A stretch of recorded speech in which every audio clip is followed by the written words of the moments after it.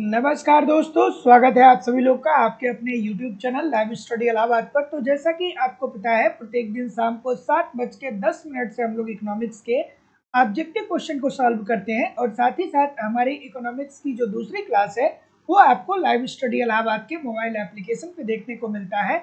और सेशन को शुरू करें उससे पहले आप लोगों के लिए एक महत्वपूर्ण जानकारी दे दें कि लाइव स्टडी इलाहाबाद के मोबाइल एप्लीकेशन पे इकोनॉमिक्स के अलग अलग बैच आपको देखने को मिलते हैं और अलग अलग बैचेज में आपको आपके सिलेबस के अकॉर्डिंग एक रणनीति के तहत इकोनॉमिक्स के कंप्लीट कंटेंट प्रोवाइड किए जा रहे हैं ताकि कम समय में बेहतर ढंग से आप इकोनॉमिक्स को सीख सकें, समझ सकें और सफलता को सुनिश्चित कर सकें। जैसे कि आपको आपके सिलेबस के अनुसार कंप्लीट इकोनॉमिक्स की थियरी पढ़ाई जा रही है। थियरी पढ़ना बहुत जरूरी है। इकोनॉमिक्स का एक क्रम होता है और जब तक उस क्रम को आप ठीक से फॉलो नहीं करते हैं तब तक बहुत प्रकार की कंफ्यूजन में फंसे रहते हैं। तो सिंपल सटीक साधारण भाषा में आपको इकोनॉमिक्स की कंप्लीट थियरी पढ़ाई जा रही है। इसकी लाइव क्लास भी मिलेगी आपको और साथ ही साथ अगर आप लाइव नहीं जुड़ेंगे तो बाद में आपको रिकॉर्डेड क्लास भी मिल जाएगा।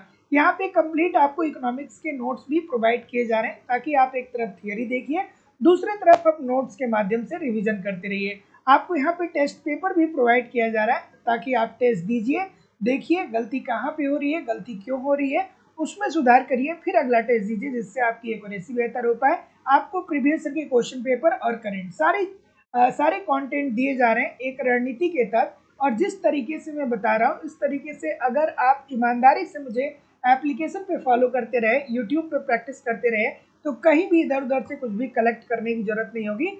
लाइफ टाइम की वैलिडिटी के साथ एडमिशन फीस केवल और केवल 2000 रुपये है। लाइफ टाइम की वैलिडिटी के साथ एडमिशन फीस केवल और केवल 2000 रुपये है। तो जो लोग भी एडमिशन लेना चाहते हैं डिस्क्रिप्शन बॉक्स में जाइए, लाइव स्टडी इलाहाबाद के मोबाइल एप्लीकेशन का लिंक मिल जाएगा। एप्लीकेशन को डाउनलोड कर लीजिए और जिस भी परीक्षा की आप तैयारी कर रहे हैं उस परीक्षा का कोर्स आप वहां से डायरेक्ट परचेज कर सकते हैं। या किसी भी प्रकार की इंक्वायरी के लिए आप मुझे इस नंबर पे कॉल कर सकते हैं या व्हाट्सएप मैसेज कर सकते हैं। आराम से 1.5-2 घंटे एप्लीकेशन पे, 1.5-2 घंटे यूट्यूब पे मुझे फॉलो करते रहिए। कहीं भी इधर उधर से कुछ भी कलेक्ट करने की जरूरत नहीं होगी और सारे कंटेंट लाइफ टाइम के लिए आपको मिलते रहेंगे। साथ ही साथ एक बात और भी बता दूं कि लाइव स्टडी इलाहाबाद की तरफ से आप लोगों के लिए 30 टेस्ट पेपर तैयार किया गया है और इस 30 टेस्ट पेपर को बिल्कुल और बिल्कुल उसी तरीके से तैयार किया गया है जिस तरीके से आपके एग्जामिनेशन हॉल में प्रश्न पत्र होते हैं। इसमें जितने भी प्रकार के प्रश्न अर्थशास्त्र के बन सकते हैं सभी को सम्मिलित किया गया है। सिंपल सटीक साधारण भाषा में मैं एक लाइन की बात आपको बता रहा हूँ कि इस टेस्ट पेपर को प्राप्त करके इसका आप प्रिंट आउट निकलवा लीजिए और एक बुकलेट के तौर पे अपने पास रख लीजिए और इसकी रेगुलर प्रैक्टिस किया करिए। कम से कम 100 क्वेश्चन की प्रैक्टिस रोज किया करिए, ठीक है। इसकी फीस केवल और केवल 300 रुपये है। अगर आप कंप्लीट कोर्स ज्वाइन करते हैं तब तो वहाँ पे आपको इजिली ये मिल जाएगा। अदरवाइज अगर जो केवल आपको टेस्ट पेपर चाहिए तो इसकी फीस 300 रुपये है। और इस टेस्ट पेपर को प्राप्त करने के लिए सिंपली आपको गूगल पे, फोन पे या पेटीएम के माध्यम से अपनी फीस इस नंबर पे सबमिट करनी होगी और इसका स्क्रीनशॉट जैसे ही आप व्हाट्सएप पे सेंड करेंगे आपको आपके व्हाट्सएप पे ही ये पूरा पेपर मिल जाएगा। आप चाहें तो इसका प्रिंट आउट भी निकलवा सकते हैं या चाहें तो आप मोबाइल या लैपटॉप से भी पढ़ सकते हैं। तो गुड इवनिंग एवरीबॉडी। अब हम लोग मूव करते हैं अपने सेशन की तरफ और आज के सेशन का पहला प्रश्न आप लोगों के सामने ये रहा। Good evening everybody, good evening, good evening. चलिए ठीक है, पहला प्रश्न, ठीक है, इस प्रश्न का उत्तर करिए। पहला प्रश्न आप लोगों के सामने ये रहा कि आर्थिक विकास हेतु अल्प विकसित देशों की परिस्थितियों के लिए सामने से प्रहार की अपेक्षा छापामार युद्ध करना अधिक उपयोगी है। ये शब्द किससे संबंधित है? छापामार युद्ध की बात कौन करता है? तो सबसे, हाँ, चलिए पहले आप करिए फिर मैं बता रहा हूँ। क्या बोल रहे हैं? ऑप्शन नंबर ए बोल रहे हैं। तो देखिए, अब यहाँ पे अगर जो आपने आर्थिक विकास और आर्थिक समृद्धि के सिद्धांत पढ़े होंगे तो वहाँ पे आप प्रेविस सीगर साहब को पढ़ते हैं। किसको पढ़ते हैं? प्रेविस सीगर साहब को पढ़ते हैं। और उनका ये कहना था कि जो अल्प विकसित देश होते हैं, जो अल्प विकसित देश होते हैं या जो विकासशील देश होते हैं, तो जो अल्प विकसित देश होते हैं ना, वो विकसित देश से जब व्यापार करते हैं, अल्प विकसित देश विकसित देश से जब व्यापार करते हैं तो अल्प विकसित देश अपने प्राथमिक अर्थात कच्चे माल का निर्यात करते हैं। ठीक है, चूंकि अल्प विकसित देश है तो जाहिर सी बात है कि उसके पास टेक्नोलॉजी होगी नहीं, तो उसके पास केवल और केवल प्राकृतिक संसाधन होंगे अर्थात कच्चे माल होंगे। तो अल्प विकसित देश जब विकसित देश को निर्यात करता है कच्चे माल और दीर्घ काल तक निर्यात करता है, तो एक समय ऐसा आता है कि अल्प विकसित देश में कच्चे माल की समाप्ति हो जाती है और फिर अल्प विकसित देश क्या हो जाता है, और दरिद्र हो जाता है। तो जितने लोग भी ऑप्शन नंबर इस प्रश्न का उत्तर क्या बोल रहे हैं कि आर्थिक विकास हेतु अल्प विकसित देशों की परिस्थितियों के लिए सामने से प्रहार की अपेक्षा छापामार युद्ध करना अधिक उपयोगी है, क्योंकि जब हम एक बार में अपनी पूरी अर्थव्यवस्था का इवेल्युएशन करेंगे कि हमारे पास किस किस प्रकार के संसाधन हैं, तो हम उन संसाधनों का ठीक तरीके से प्रयोग कर पाएंगे। ये प्रेविस सीगर साहब ने अपने सिद्धांत में बोला था। तो ध्यान रखिएगा कि आर्थिक विकास या आर्थिक समृद्धि, जब आप लोग ये टॉपिक पढ़ते हैं तो वहां पे एक सिद्धांत पढ़ते हैं प्रेविस सीगर साहब का, जिसके अंतर्गत उन्होंने कहा कि जब अल्प विकसित देश विकसित देश से व्यापार करता है तो उससे अल्प विकसित देश को नुकसान होता है। क्यों? क्योंकि अल्प विकसित देश के पास टेक्नोलॉजी अच्छी तो है नहीं, तो वो प्राकृतिक संसाधनों का निर्यात करेगा, और जब प्राकृतिक संसाधनों का निर्यात करेगा दीर्घ काल तक ऐसा करेगा, तो एक समय ऐसा आएगा कि अल्प विकसित देश में प्राकृतिक संसाधन खत्म हो जाएंगे और वो देश दरिद्र हो जाएगा। इसी प्रकार की बात जगदीश भगवती साहब ने भी कहा था। अगला प्रश्न है कि प्रदर्शन प्रभाव के संबंध में निम्नलिखित में से कौन सा कथन सही नहीं है। प्रदर्शन प्रभाव की बात कौन करता है? तो प्रदर्शन प्रभाव की बात रेगनर नर्स साहब बोलते हैं, रेगनर नर्स साहब बोलते हैं। और प्रदर्शन प्रभाव के अंतर्गत क्या कहते हैं कि एक गरीब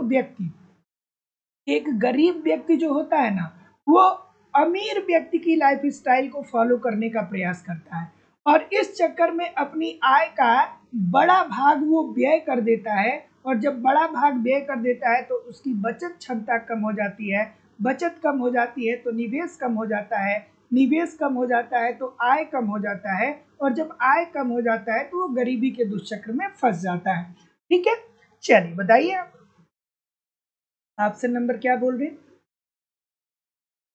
ठीक है, तो जितने लोग भी ऑप्शन नंबर डी बोलेंगे कि यह बेरोजगारी की दशा को प्रोत्साहित करता है, सभी लोगों का उत्तर यहाँ पे बिल्कुल ठीक हो जाएगा। क्यों? क्योंकि यहाँ पे पूछा जा गया है कि प्रदर्शन प्रभाव के संबंध में निम्नलिखित में से कौन सा कथन सही नहीं है। ठीक है, तो देखिए कौन सा कथन सही नहीं है, तो अब एक लाइन में मैं बता रहा हूं, पूरा कॉन्सेप्ट समझ लीजिए। प्रदर्शन प्रभाव की बात कौन करता है? रेगनर नर्स साहब बोलते हैं, और उनका ये कहना था कि जो गरीब व्यक्ति होता है ना, वो जब ये देखता है कि अमीर व्यक्ति कार खरीद रहा है या अमीर व्यक्ति कोई कीमती वस्तु खरीद रहा है, तो गरीब व्यक्ति भी कार खरीदना चाहेगा या कीमती वस्तु खरीदना चाहेगा। तो ऐसी स्थिति में गरीब जैसे तैसे करके जब पैसा इकट्ठा कर लेता है, उसकी आय हो जाती है, तो सारा का सारा पैसा वो क्या कर देता है? व्यय कर देता है, क्योंकि वो एक अमीर व्यक्ति की लाइफ स्टाइल को फॉलो करने का प्रयास करता है। इस चक्कर में उसकी बचत प्रवृत्ति कम हो जाती है, बचत कम हो जाती है तो निवेश कम होगा, निवेश कम होगा तो आय कम होगा, और आय कम होगा तो वो गरीबी के कुचक्र में फंस जाएगा। तो यहाँ पे क्या पूछ रहा है? यहाँ पूछ रहा है कि निम्नलिखित में से कौन सा सही नहीं है। तो भाई यह बचत प्रवृत्ति को कम करता है, ये बात तो सही है। स्फीतिक दबाव पैदा करता है, क्यों? क्योंकि इससे मांग में वृद्धि होती है, और भुगतान शेष में असंतुलन पैदा होगा, क्योंकि इससे आयात में वृद्धि होती है। तो option number D this is the right answer हो जाएगा। अगला प्रश्न है कि अल्प विकसित देश में दीर्घ काल में आय स्तर में वृद्धि के साथ बचत अनुपात में वृद्धि नहीं होती है, नर्स ने इसका क्या कारण बताया? अच्छा सा प्रश्न है, बताइए। गुड इवनिंग एवरीबॉडी, रतन जायसवाल जी, सोनू कुमारी जी, गुड इवनिंग। सबका नाम पढ़ना पॉसिबल नहीं है, लेकिन सभी लोग वीडियो को लाइक जरूर कर दिया करिए, थोड़ा बहुत शेयर भी कर दिया करिए। चलिए, जो लोग भी चैनल पे नए हैं, चैनल को सब्सक्राइब करके बेल आइकन को क्लिक कर दीजिए। इस प्रश्न का उत्तर बताइए कि अल्प विकसित देशों में दीर्घकाल में आय स्तर में वृद्धि के साथ बचत अनुपात में वृद्धि नहीं होती है, इसका कारण क्या है? तो जितने लोग भी ऑप्शन नंबर क्या बोलेंगे? डी बोलेंगे, प्रदर्शन प्रभाव। सभी लोग का उत्तर ठीक हो जाएगा। और प्रदर्शन प्रभाव यही बताता है कि एक गरीब व्यक्ति अमीर व्यक्ति की लाइफ स्टाइल को फॉलो करने का प्रयास करता है, और इस चक्कर में वो क्या कर देता है? अपनी आय का बड़ा भाग व्यय कर देता है, जब बड़ा भाग व्यय कर देता है तो ऐसी स्थिति में उसकी बचत क्या हो जाती है, कम हो जाती है। यही तो बात आपसे कही जा रही है। तो option number D this is the right answer हो जाएगा। अगला प्रश्न है कि संतुलित समृद्धि में यह अनिवार्य है। संतुलित समृद्धि की बात कौन करता है? चलिए, तो देखिए, जब आप आर्थिक समृद्धि के सिद्धांतों को पढ़ेंगे तो वहां पे एक संतुलित सिद्धांत दिया गया जिसे रैगनर नर्स के द्वारा दिया गया, और एक दिया गया असंतुलित सिद्धांत जिसे हर्ट्जमैन ने दिया था। तो संतुलित समृद्धि का जो सिद्धांत दिया गया था वो रैगनर नर्स के द्वारा दिया गया, और उन्होंने कहा कि देखिए भैया, जो आपके पास संसाधन है उन संसाधनों का सभी क्षेत्रों में समान रूप से निवेश करिए। जैसे मान लीजिए कि कृषि सेक्टर है, ठीक है, जैसे मान लीजिए कि औद्योगिक क्षेत्र है, या जैसे मान लीजिए कि सेवा क्षेत्र है, तो आपके पास जो भी प्राकृतिक और भौतिक संसाधन है, इन सभी बहुत प्राकृतिक और भौतिक संसाधनों का समान रूप से आप निवेश करिए इन सभी क्षेत्रों में, ताकि सभी क्षेत्र आपस में क्रिया प्रतिक्रिया करके मांग और पूर्ति को जनरेट कर सके। ठीक है ना, मांग और पूर्ति को क्या कर सके, जनरेट कर सके। लेकिन वहीं असंतुलित समृद्धि की बात कौन करता है? तो असंतुलित समृद्धि की बात जो करता है वो करते हैं आपके हर्ट्जमैन साहब। कौन? हर्ट्जमैन साहब।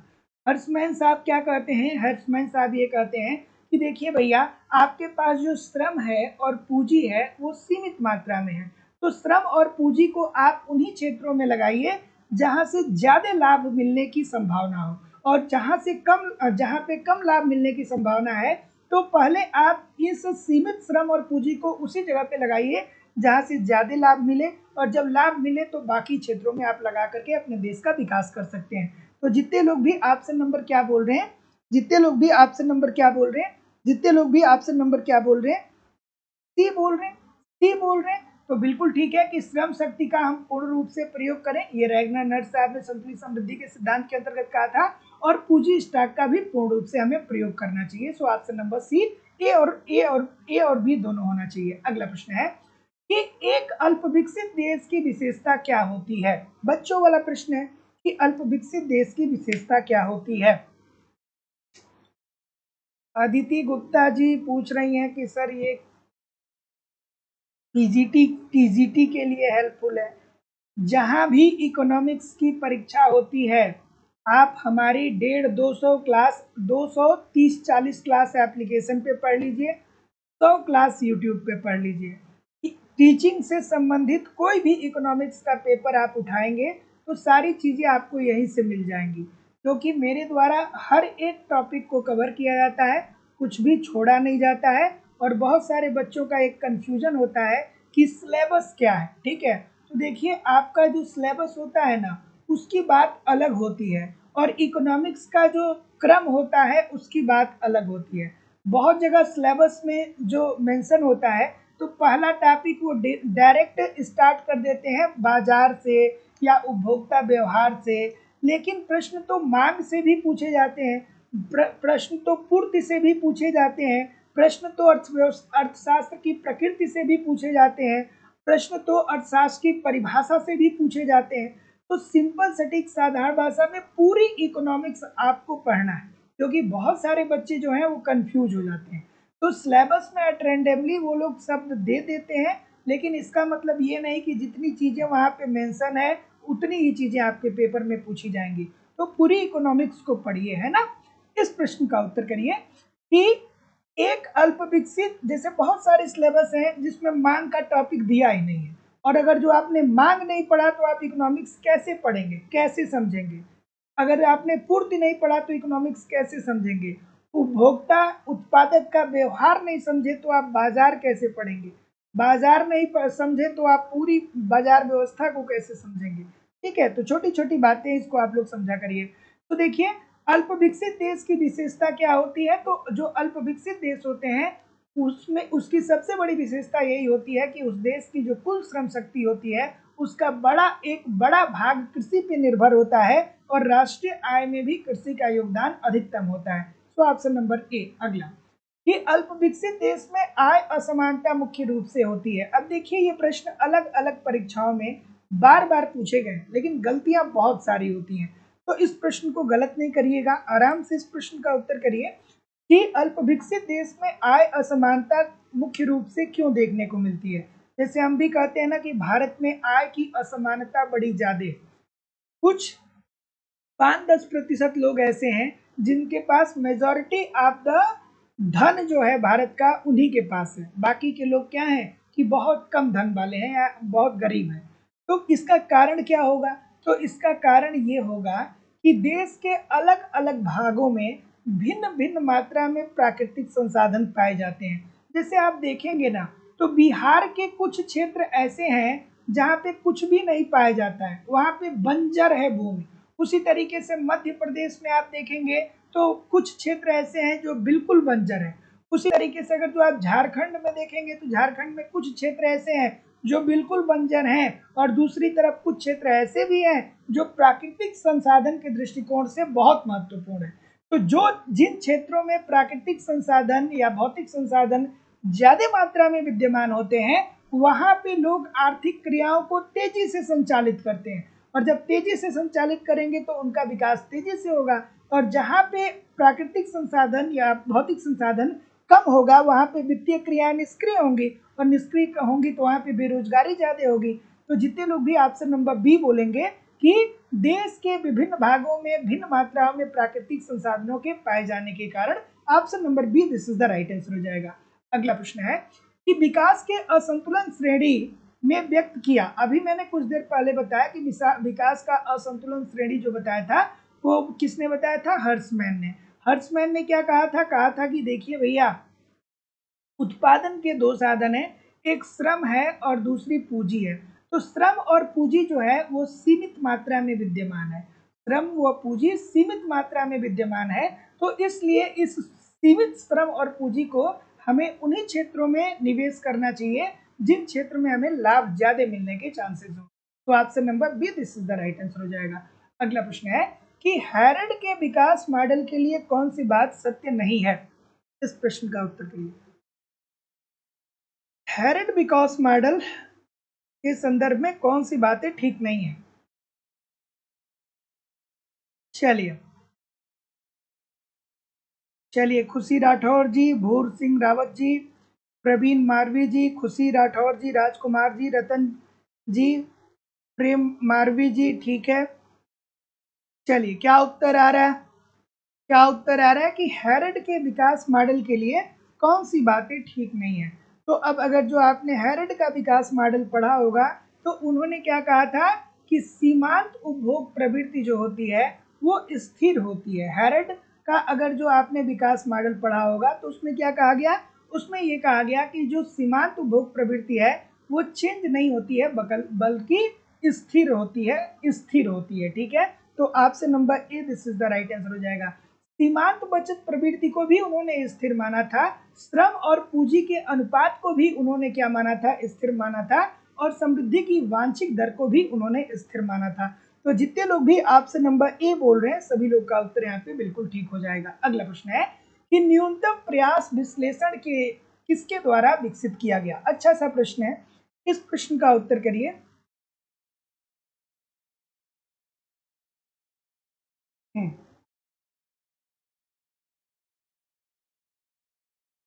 और मेरे चैनल पे एक समस्या आ रही है। समस्या ये आ रही है कि लाइव तो बहुत सारे लोग क्लास को देख रहे हैं, बट लाइव की जो काउंटिंग है वो पता नहीं क्यों बहुत कम दिखाई दे रहा है। क्योंकि मैं देख रहा हूँ यहाँ पे इतने सारे लोग क्लास में कमेंट कर रहे हैं, लेकिन काउंटिंग जो है वो काफ़ी कम, लाइव की काउंटिंग कम दिखा रही है। कोई बात नहीं, कोई टेक्निकल इशू होगा, इससे हालांकि कोई बहुत ज़्यादा इम्पैक्ट या फर्क नहीं पड़ता है क्लास को। चलिए इस प्रश्न का उत्तर करिए। तो जितने लोग भी ए बोलेंगे कि न्यूनतम क्रांतिक प्रयास सिद्धांत किसने दिया था? लेवेंस्टीन ने दिया था। लेवेंस्टीन ने अपने न्यूनतम क्रांतिक प्रयास सिद्धांत में क्या कहा? एक लाइन में बताऊंगा, पूरी जिंदगी भर आपको याद रहेगा, ध्यान से सुन लीजिएगा।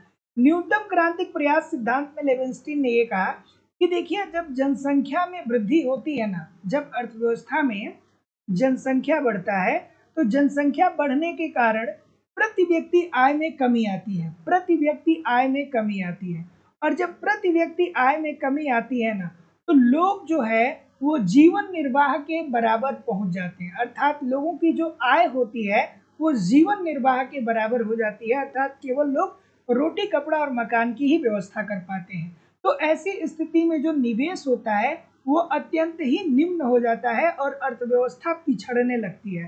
तो ऐसी स्थिति में सरकार की जिम्मेदारी बनती है कि अर्थव्यवस्था में न्यूनतम मात्रा में इस तरीके से निवेश किया जा सके, इस तरीके से निवेश किया जाए जिससे अर्थव्यवस्था में मुद्रा की पूर्ति बढ़े, और मुद्रा की पूर्ति बढ़ेगी तो एक तरफ मांग बढ़ेगा, और एक तरफ मांग बढ़ेगा तो फिर उत्पादक भी प्रेरित होंगे, वो भी उत्पादन करेंगे, अर्थात मांग भी बढ़ेगा और पूर्ति भी बढ़ेगा। तो मांग और पूर्ति जब दोनों बढ़ेगा तो ऐसी स्थिति में क्या होगा, देश विकास के पथ पे अग्रसर हो जाएगा। Option number A. अगला प्रश्न है कि अल्प विकसित देशों में दीर्घकाल में आय स्तर में वृद्धि के साथ बचत अनुपात में वृद्धि नहीं होती है। रेगनर नर्स ने इसका क्या कारण बताया? तो अभी कुछ देर पहले हम लोग प्रदर्शन प्रभाव के बारे में पढ़ रहे थे। अगला प्रश्न है कि आर्थिक शक्तियों के उस चक्रीय समूह को जो एक दूसरे पर इस प्रकार क्रिया प्रतिक्रिया करता है कि एक देश निर्धनता की स्थिति में बना रहता है, इसे क्या कहा जाता है? चलिए बताइए, इसे क्या कहा जाता है भाई? ऑप्शन नंबर,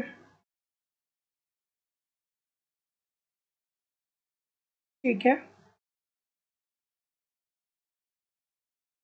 तो इजी सी बात है, निर्धनता का दुष्चक्र आपने पढ़ा ही होगा। निर्धनता का दुष्चक्र रैगनर नर्स ने दिया था, और उन्होंने क्या कहा था? उन्होंने कहा था कि एक देश गरीब है क्योंकि वो गरीब है, ठीक है, लोगों के पास आय की कमी है। तो जब अब वो मांग पक्ष और पूर्ति पक्ष दोनों को लेकर के समझाए थे, लेकिन मैं आपको आसान भाषा में बता दे रहा हूँ। उन्होंने क्या कहा कि जब लोगों की आय कम होती है ना, तो ऐसी स्थिति में लोग निवेश कम करते हैं, और जब निवेश लोग कम करते हैं ना, तो ऐसी स्थिति में उत्पादन कम होगा। जब उत्पादन कम होगा तो लाभ कम होगा, और जब लाभ कम होगा तो लोगों की आय भी कम ही रहेगी।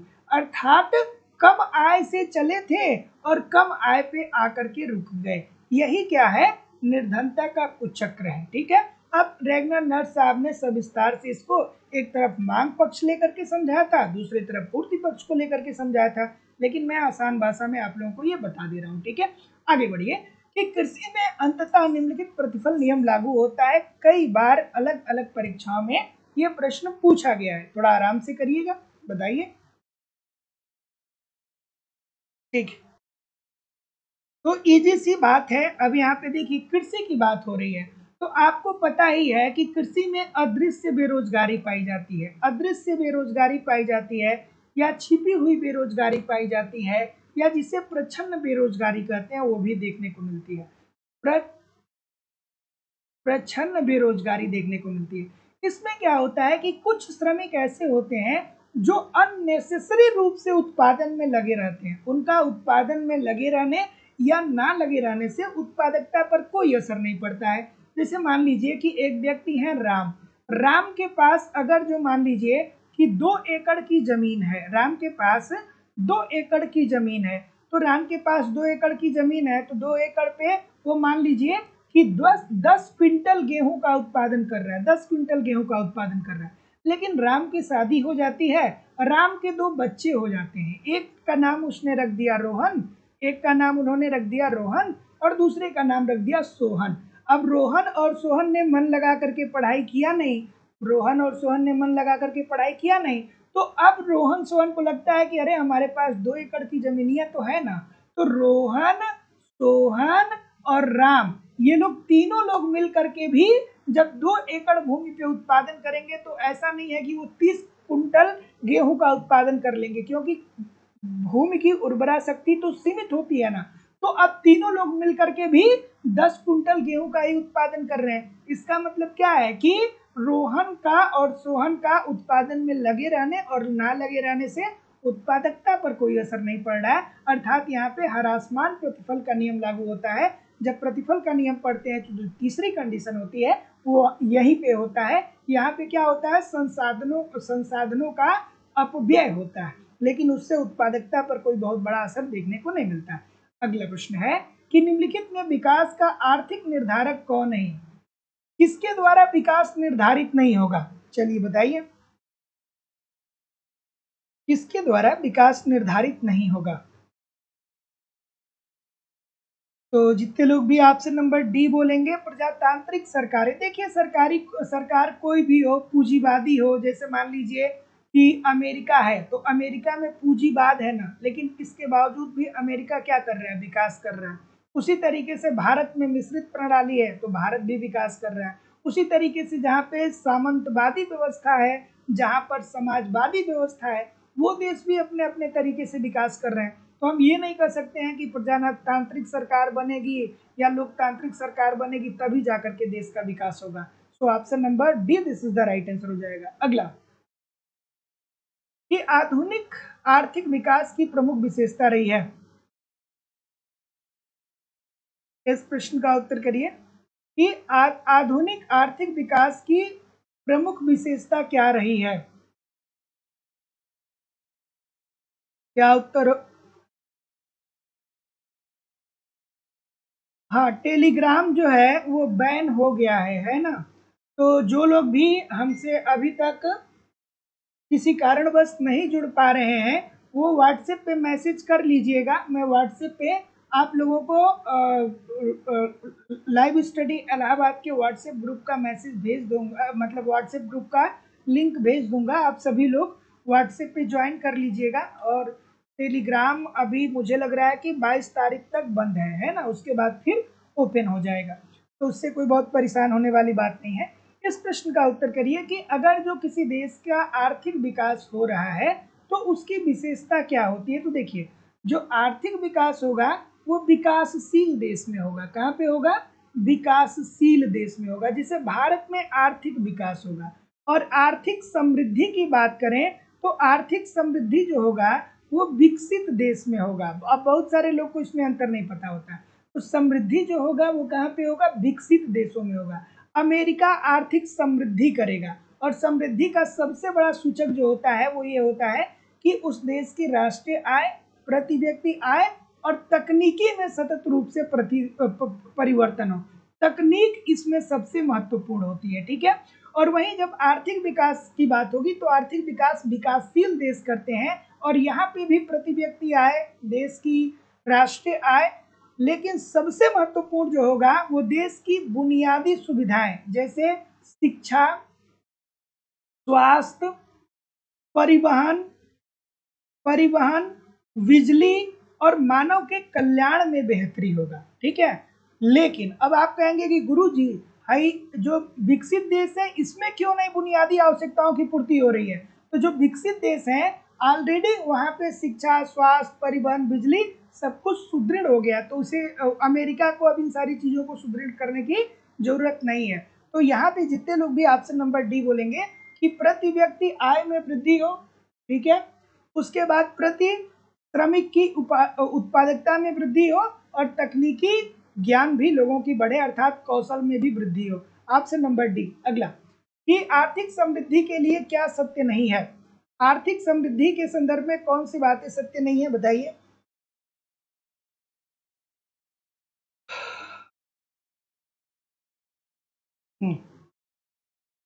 तो देखिए, आर्थिक समृद्धि, वही बात मैं आप लोगों से कह रहा था कि जो आर्थिक समृद्धि है ना वो कौन सा देश करेगा? वो विकसित देश करेगा, विकसित देश करेगा।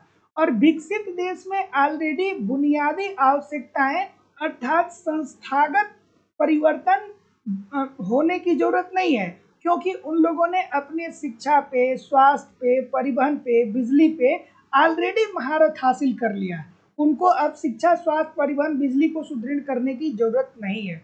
तो जितने लोग भी ऑप्शन नंबर क्या बोलेंगे? सी बोलेंगे कि संस्थागत परिवर्तन अनावश्यक है। सभी लोग का उत्तर यहाँ पे बिल्कुल ठीक हो जाएगा। अगला प्रश्न है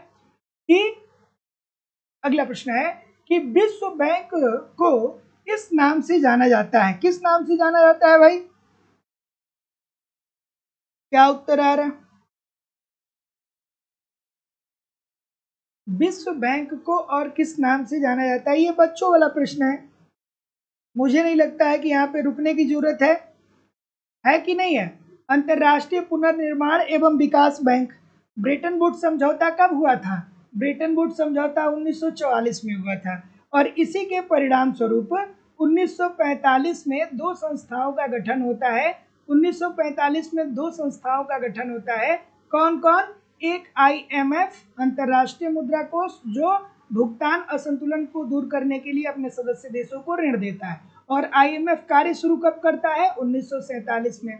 और वहीं दूसरी तरफ किसकी स्थापना होती है? विश्व बैंक की, विश्व बैंक की। इसीलिए IMF को और विश्व बैंक को जुड़वा संस्थाएं कहते हैं, जुड़वा संस्थाएं कहते हैं। और विश्व बैंक एक वर्ष का बाद कार्य शुरू कर दिया 1946 में। तो जितने लोग भी ऑप्शन नंबर सी बोल रहे हैं ठीक बोल रहे हैं। अगला कि घरेलू मुद्रा और एक बाह्य मुद्रा के बीच विनिमय दर बराबर होगी। अच्छा सा प्रश्न बताइए। घरेलू मुद्रा और एक बाह्य मुद्रा के बीच विनिमय दर बराबर होगा, कब होगा भाई? कैसे होगा?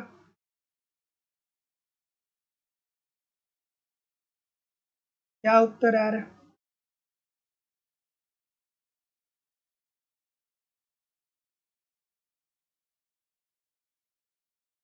चलो, क्या उत्तर आ रहा?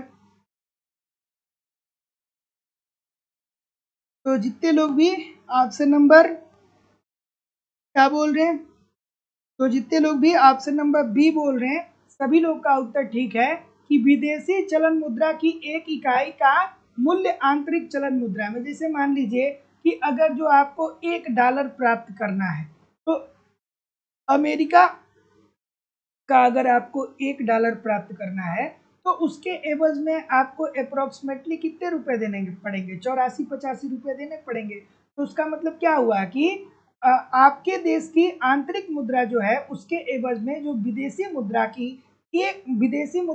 एक इकाई के बदले जो आप अपने आ, आ, आ, अपने विदेशी मुद्रा की एक इकाई के बदले जो आपके देश के अंदर प्रचलित मुद्रा है, जितनी इकाइयों को आप देते हैं वही क्या होगा? उसके विनिमय दर का निर्धारण होगा।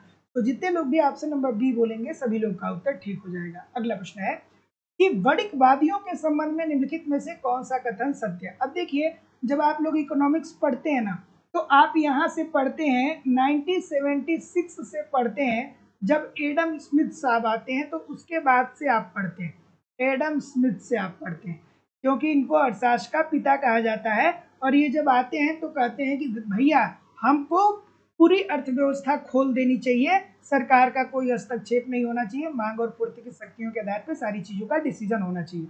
लेकिन उससे पहले जो 16वीं शताब्दी थी, 16वीं और 17वीं शताब्दी थी, 16वीं और 17वीं शताब्दी में अर्थव्यवस्था का ऐसा रूप नहीं था जो हम लोग अभी देख रहे हैं। तो 16वीं 17वीं शताब्दी में बड़िकवादी आते हैं, और बड़िकवादियों का ये कहना था कि हमें अगर जो आपको अमीर होना है तो आपको बहुमूल्य धातु को प्राप्त करना पड़ेगा, अर्थात आपको सोना प्राप्त करना होगा, आपको हीरा प्राप्त करना होगा, आपको जवाहिरात प्राप्त करने पड़ेंगे। ठीक है, तो बड़िकबाजी जो थे वो 16वीं शताब्दी में थे, और वे कहते थे कि स्वतंत्र व्यापार नहीं होना चाहिए। वो कहते थे कि हम दूसरे देश से सोना तो मंगा लेंगे लेकिन हम व्यापार नहीं करेंगे। ठीक है, हम सोना लेके रख लेंगे लेकिन किसी और को नहीं देंगे। यही कारण है कि फिर उस समय के समय में आप देखते हैं कि बहुत सारे विदेशी आक्रमणकारी आते हैं और बहुत सारी चीज़ें चलती हैं। इतिहास थोड़ा बहुत पढ़े होंगे तो ये बात आपको समझ में आ रही होगी। उसके बाद वे आयातों की अपेक्षा निर्यात का अधिक समर्थन करते थे और संपत्ति के मापदंड को स्वर्ण भंडार के रूप में रखते थे। तो जितने लोग भी डी बोल रहे हैं सभी लोग का उत्तर ठीक हो जाएगा। अगला प्रश्न है कि तुलनात्मक लागत के सिद्धांत का संबंध किससे है? और लाइव स्टडी इलाहाबाद के मोबाइल एप्लीकेशन पे इकोनॉमिक्स की थियरी की क्लास जरूर आप लोग ज्वाइन करिए। 1.5-2 घंटे एप्लीकेशन पे और 1.5-2 घंटे यूट्यूब पे मुझे रेगुलर फॉलो करते रहिए। इकोनॉमिक्स बच्चों का खेल हो जाएगा, नहीं होगा तो फिर बताइएगा। 1.5-2 घंटे जैसे मैं एक स्ट्रेटजी के तहत आपको कंटेंट प्रोवाइड करा रहा हूँ एप्लीकेशन पे, पूरी इकोनॉमिक्स की थियरी पढ़ा रहा हूँ। थियरी को ईमानदारी से पढ़ते रहिए, साथ ही साथ जो नोट्स दिया जा रहा है नोट्स के माध्यम से रिवीजन करते रहिए। टेस्ट सीरीज दिया जा रहा है, टेस्ट दे करके अपने गलतियों को पहचानिए, उसमें सुधार करिए, प्रीवियस ईयर के क्वेश्चन पेपर और करें, सारी चीज़ें प्रोवाइड की जा रही हैं। ईमानदारी से इन सभी कंटेंट को एप्लीकेशन पे फॉलो करिए। 1.5-2 घंटे यूट्यूब पे प्रैक्टिस करिए, कहीं भी इधर उधर से कुछ भी कलेक्ट करने की जरूरत नहीं होगी। बहुत ज़्यादा कन्फ्यूजन की स्थिति नहीं होगी। सारे कंटेंट को प्रोवाइड कराना हमारी जिम्मेदारी है। मैं विश्वास से और मैं बिल्कुल विश्वास और जिम्मेदारी से कह रहा हूँ कि इसके अलावा आपको कहीं से भी कुछ भी कलेक्ट करने की जरूरत नहीं होगी। लाइफ टाइम की वैलिडिटी के साथ एडमिशन फीस केवल और केवल 2000 रुपये है। तो जो लोग भी एडमिशन लेना चाहते हैं डिस्क्रिप्शन बॉक्स में जाइए, लाइव स्टडी इलाहाबाद के मोबाइल एप्लीकेशन का लिंक मिल जाएगा, एप्लीकेशन को डाउनलोड कर लीजिए और जिस परीक्षा की भी आप तैयारी कर रहे हैं उस परीक्षा का कोर्स आप वहाँ से डायरेक्ट परचेज कर सकते हैं, या किसी भी प्रकार की इंक्वायरी के लिए आप मुझे इस नंबर पे कॉल कर सकते हैं या व्हाट्सएप मैसेज भी कर सकते हैं। चलिए बताइए कि तुलनात्मक लागत का सिद्धांत संबंधित है। तो तुलनात्मक लागत का सिद्धांत किसने दिया था? डेविड रिकार्डो ने दिया था। क्या कहा था? उन्होंने कहा था कि दो देश आपस में व्यापार इसलिए करते हैं क्योंकि दोनों देशों में उत्पादन लागतों में भिन्नता पाई जाती है। जैसे चीन है तो चाइनीज मोबाइल फोन भारत में आकर के 500 रुपये में बिक जाता है, लेकिन भारत की कंपनी अगर जो मोबाइल फोन तैयार करती है तो 500 रुपये में तैयार नहीं कर पाती है। तो चीन टेक्नोलॉजी में भारत से आगे है। तो ऐसी स्थिति में उनकी इलेक्ट्रॉनिक वस्तुओं के उत्पादन में उनकी उत्पादन लागत कम है, इसीलिए हम लोग बहुत ज़्यादा चाइनीज खिलौनों का या चाइनीज इलेक्ट्रॉनिक्स का हम लोग आयात करते हैं चीन से। तो जितने लोग भी आपसे नंबर क्या बोल रहे हैं यहाँ पे,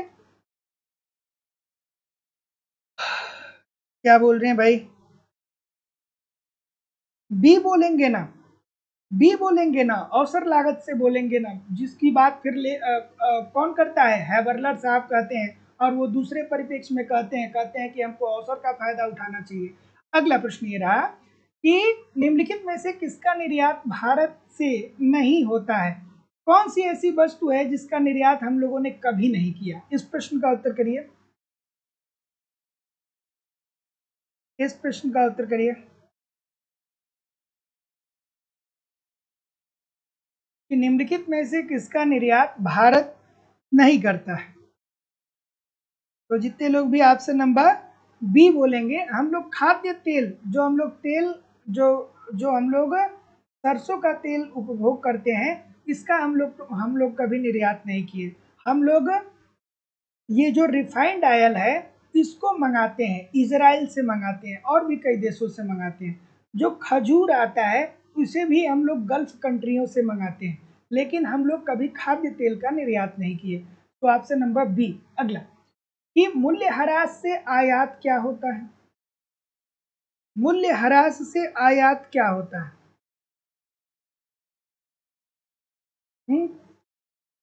बताइए कि मूल्यह्रास से आयात पर क्या असर पड़ता है? क्या उत्तर आ रहा है भाई? मूल्यह्रास से आयात होते हैं। तो जितने लोग भी क्या बोल रहे हैं, आपसे नंबर बी बोल रहे हैं ना, अधिक महंगे हो जाएंगे। इजी सी बात है कि देखिए जब अवमूल्यन होता है तो इससे आप अपने देश की मुद्रा के बाह्य मूल्य को क्या कर देते हैं? बाह्य मूल्य को कम कर देते हैं, बाह्य मूल्य को कम कर देते हैं। बहुत सारे लोग को नहीं पता चलता है कि बाह्य मूल्य कम करने का मतलब क्या हुआ। तो जैसे मान लीजिए कि अगर जो $1 50 रुपये के बराबर है, 50 रुपये के बराबर है, ठीक है, पहली कंडीशन। और दूसरी कंडीशन में $1 100 के बराबर है, $1 100 ये बस मैं आपको समझने के लिए बता रहा हूँ ताकि आप आसानी से समझ जाए। तो मान लीजिए कि जब मुद्रा के बाह्य मूल्य को हम कम कर देंगे तो ऐसी स्थिति में निर्यात हमारे क्या हो जाएंगे? निर्यात हमारे सस्ते हो जाएंगे, निर्यात हमारा क्या हो जाएगा? सस्ता होगा। क्योंकि अब अंतरराष्ट्रीय बाजार में देखिए, ध्यान दीजिए कि अगर जब एक डॉलर जब पहले क्या था, मान लीजिए कि इसको हम ले लेते हैं कि ये सन 2000 का समय है, ठीक है, सन 2000 का, और इसको हम मान लेते हैं 2020 का समय है, ठीक है, बस मान रहे हैं आपको समझाने के लिए, ठीक है। तो देखिए सन 2000 की अगर जो बात करें तो $1 अगर जो 50 रुपये के बराबर है, और मान लीजिए कि अब सरकार ने क्या कर दिया? अवमूल्यन कर दिया। भारत में अब तक 3 बार अवमूल्यन हुआ है, ठीक है। तो फिर क्या होता है कि 2020 का जब समय आता है तो $1 अब 100 रुपये के बराबर हो जाता है। तो सन 2000 में आप 50 रुपए की वस्तु को मार्केट में बेच रहे थे, वहां पे अमेरिका की मार्केट में मान लीजिए बेच रहे थे, तो उससे आपको $1 मिल रहे थे। लेकिन अब आपको क्या करना पड़ेगा कि अब 100 रुपए की वस्तु को जब आप अमेरिकी मार्केट में बेचेंगे तब जाकर के आपको $1 मिलेगा। तो ऐसी स्थिति में जो आपके निर्यात होंगे ना वो हो जाएंगे सस्ते, और आयात जो होंगे वो क्या हो जाएंगे, आयात आपके हो जाएंगे महंगे। आयात आपके हो जाएंगे महंगे, कई बार बताया। तो जितने लोग भी ऑप्शन नंबर बी बोल रहे हैं ठीक बोल रहे हैं। अगला है कि मुद्रा बाजार का कार्य क्षेत्र क्या है। मुद्रा बाजार, ठीक है,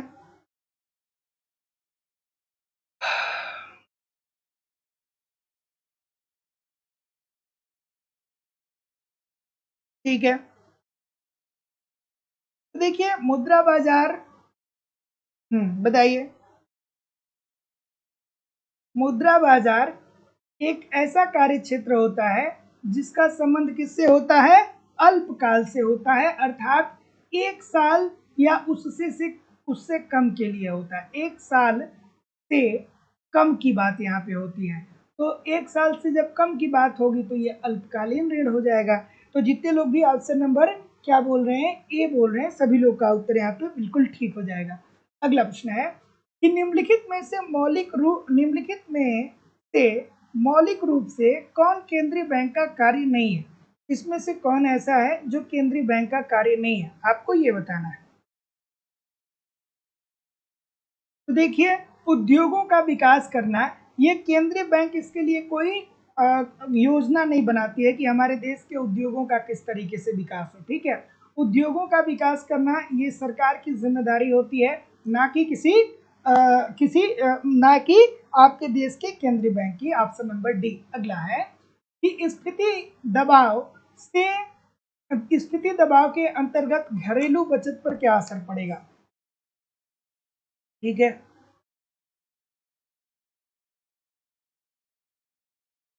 क्या उत्तर आ रहा है? ऑप्शन नंबर, ये थोड़ा सा आसान आसान प्रश्न है, जल्दी जल्दी किया जाए।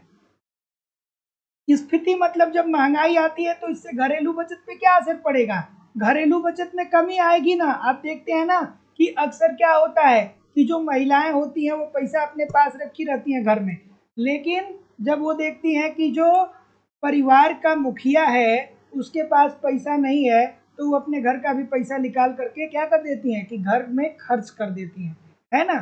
तो इससे क्या होगा, घरेलू बचत पे कमी आएगी। तो ऑप्शन नंबर जितने लोग भी बी बोलेंगे सभी लोग का उत्तर यहाँ पे बिल्कुल ठीक हो जाएगा। अगला प्रश्न, थोड़ा जल्दी जल्दी चलते हैं।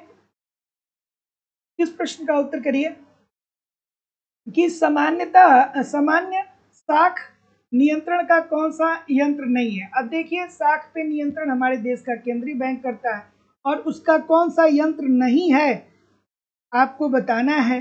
तो चयनात्मक साख नियंत्रण कार्य। अब देखिए साख नियंत्रण दो प्रकार का होता है, एक गुणात्मक होता है, एक परिणात्मक होता है। और ये कह रहा है कि कौन सा यंत्र नहीं है, तो ये तो प्रकार के अंतर्गत आ जाएगा ना।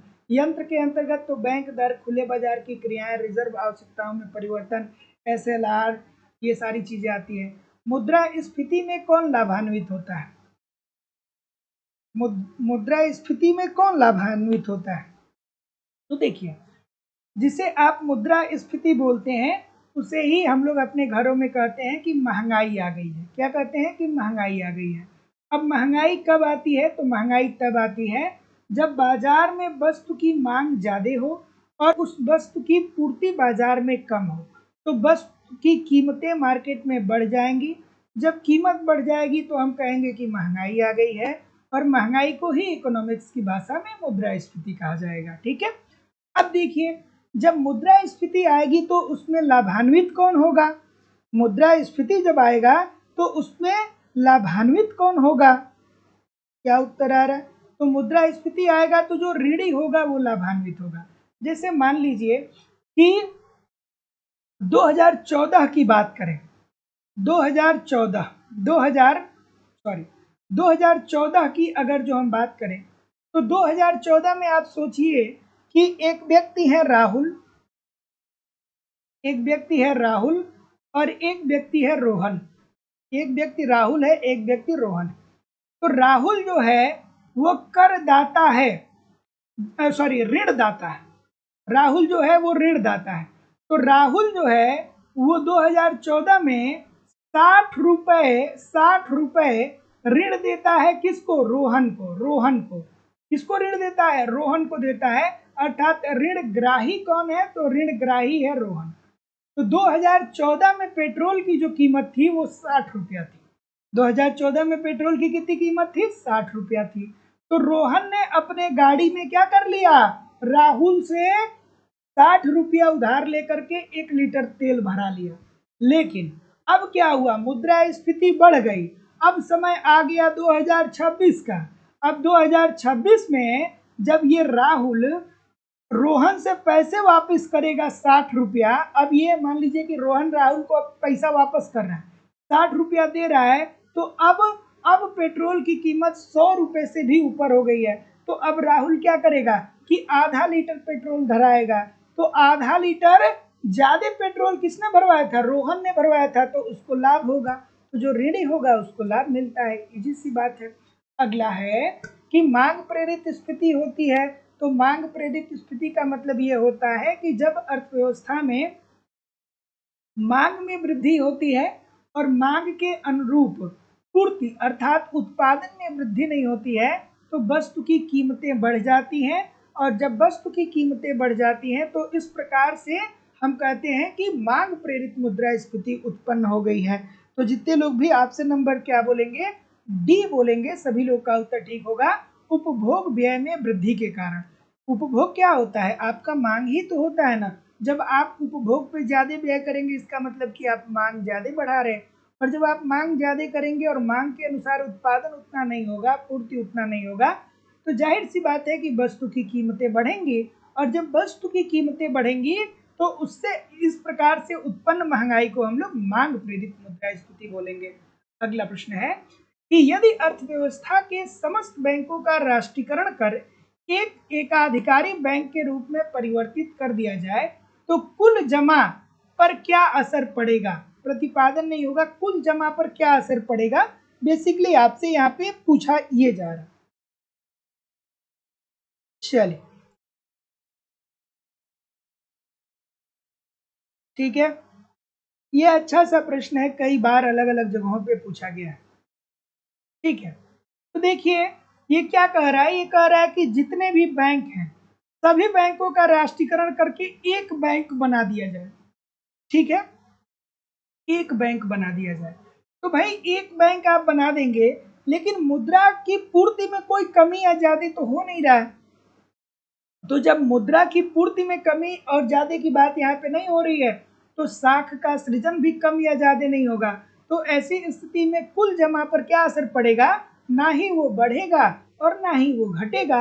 Option number see this is the right answer हो जाएगा। अगला प्रश्न है कि यथार्थ मूल्य युक्त मुद्रा को क्या कहते हैं?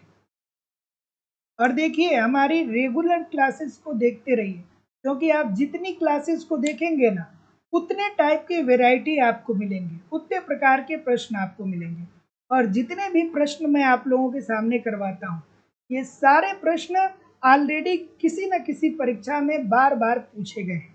तो सारी चीज़ें महत्वपूर्ण है, सबको पढ़ते रहिए। और ज़िंदगी में सफलता का कोई शॉर्टकट नहीं होता है।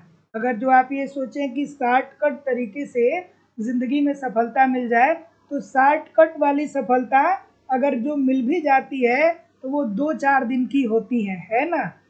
शॉर्टकट वाली सफलता अगर जो मिल भी जाती है तो 2-4 दिन की होती है, लेकिन मेहनत से प्राप्त की गई सफलता आपके साथ जीवन भर होती है ना। तो बिना मेहनत के आप अपने आप को इस काबिल भी मत समझिए कि आप सक्सेस हो जाएंगे। मेहनत करते रहिए, क्योंकि आज तक जिसने भी सच्चे मन से मेहनत किया है, जिसने भी ईमानदारी से मेहनत किया है, सबको परिणाम मिला है। आपको भी परिणाम मिलेगा, बशर्ते ईमानदारी की ज़रूरत है, अपने आलस्य को त्यागने की ज़रूरत है, अपना जो एम्बिशन है उसके लिए पैशनेट होने की ज़रूरत है, अपने जो ज़िंदगी में सबसे ज़्यादा ज़रूरी कार्य है उसको करने की ज़रूरत है। और अगर जो आपको नौकरी पाना है आपके लिए ज़िंदगी में सबसे ज़्यादा ज़रूरी नौकरी प्राप्त करनी है, तो नौकरी पे प्राप्त करने के लिए सबसे ज़्यादा समय आपको पढ़ने पे देना पड़ेगा। ये नहीं कि सीरियल भी देख लिए, मूवी भी देख लिए, घूमने भी चले गए, स्टेटस भी लगा दिए, स्टेटस भी देख लिए। कितने सारे लोग हैं जो सोशल मीडिया के एडिक्टेड हो चुके हैं। दिन भर में सैकड़ों बार फेसबुक खोलते हैं, दिन भर में सैकड़ों बार व्हाट्सएप खोलते हैं, लेकिन आप देखिए 10-12 साल से आप फेसबुक व्हाट्सएप इस्तेमाल करते हैं, लेकिन क्या वहाँ पे कोई एक प्रोडक्टिव कन्वर्सेशन किसी से हुआ या कोई काम की बातें हुई? बस इधर उधर की फालतू चीज़ें चलती रहती है। तो जो ज़िंदगी में ज़रूरी है उसको पहचानिए। सोशल मीडिया भी ज़रूरी है, लेकिन एक लिमिटेड समय दीजिए, एक समय बांध लीजिए, 1 घंटे 2 घंटे जितना देना है दे लीजिए। अब ये नहीं कि 24 घंटे जूझे हैं उसी में, सो रहे हैं तो भी देख रहे हैं, सो के उठे तो भी देख रहे हैं, लंच कर रहे हैं तो भी मोबाइल देख रहे हैं, ठीक है, क्या बोलते हैं कि डिनर कर रहे हैं तो भी देख रहे हैं। ये एक एडिक्शन है जो आपकी बौद्धिक क्षमता को क्या कर देगी, खत्म कर देगी, है ना। अब देखिए मैं थोड़ा सा 2-4 सेकेंड का आप लोगों के लिए समय लेता हूँ। मुझे पता है कि इस बात से बहुत ज़्यादा किसी के ऊपर असर नहीं पड़ेगा, लेकिन अगर इन बातों से किसी 1-2 स्टूडेंट का भी भला हो जाएगा, और जिस पॉइंट को मैं आपको बताना चाहता हूँ, इस पॉइंट को अगर जो 1-2 लोग भी समझ करके अपनी ज़िंदगी को बेहतर कर सकते हैं, तो वो मेरे लिए क्या होगा कि महत्वपूर्ण होगा, है ना। मुझे मुझे भी पता है कि ये बात तो आप लोगों को भी पता है, सबको पता है, सभी लोग अमल इस पे करेंगे नहीं, लेकिन यार इतने सारे लोग मेरी क्लास को देखते हैं, कोई 1-2 लोग भी देख लेंगे तो मेरा कहना जो है वो सार्थक हो जाएगा, है ना। चलिए इस प्रश्न का उत्तर करिए कि यथार्थ मूल्य युक्त मुद्रा किसे बोलते हैं। तो यथार्थ मूल्य युक्त मुद्रा ऐसे मुद्रा को कहते हैं जिसका, हाँ, क्या उत्तर आ रहा है? ठीक है, ठीक है। तो यथार्थ मूल्य युक्त मुद्रा को हम लोग क्या बोलते हैं, हम लोग बोलते हैं पदार्थ मुद्रा, और इसका बाह्य मूल्य और आंतरिक मूल्य क्या होता है, दोनों ही बराबर होते हैं, ठीक है, जिसमें हम लोग धात्विक मुद्रा का उदाहरण दे सकते हैं। So option number B this is the right answer हो जाएगा। अगला प्रश्न है कि इरविन फिशर के अनुसार मुद्रा की पूर्ति क्या है। अब अगर जो आपको ये प्रश्न नहीं आता है, मुद्रा परिमाण का सिद्धांत, आपने मुद्रा परिमाण का प्रतिष्ठित सिद्धांत नहीं पढ़ा है, तो आपको मुद्रा कुछ नहीं आएगा। तो देखिए फिशर साहब ने मुद्रा परिमाण का सिद्धांत दिया, जिसमें उन्होंने मूल समीकरण जो दिया था वो दिया था एम भी is equal to P T, M भी is equal to P T, जिसमें कहा था कि मुद्रा की पूर्ति अगर जो बढ़ेगी तो कीमत स्तर 2 गुना होगा और मुद्रा की वैल्यू आधी हो जाएगी। फिर उन्होंने जो संशोधित समीकरण बताया था वो क्या बताया था, M dash v dash plus M भी is equal to P T. सभी लोग कमेंट करके बताइए, मैं अक्सर इस प्रश्न को लेकर के आता हूँ। इसमें एम क्या है, भी क्या है, पी क्या है, टी क्या है, इतने सारे लोग क्लास देख रहे हैं, सभी लोग एक एक करके इसको कमेंट करके बता दीजिए। और यहाँ पे मुद्रा की पूर्ति की बात हो रही है, तो मुद्रा की पूर्ति को किससे डिनोट किया गया, एम भी plus M dash v dash, ठीक है।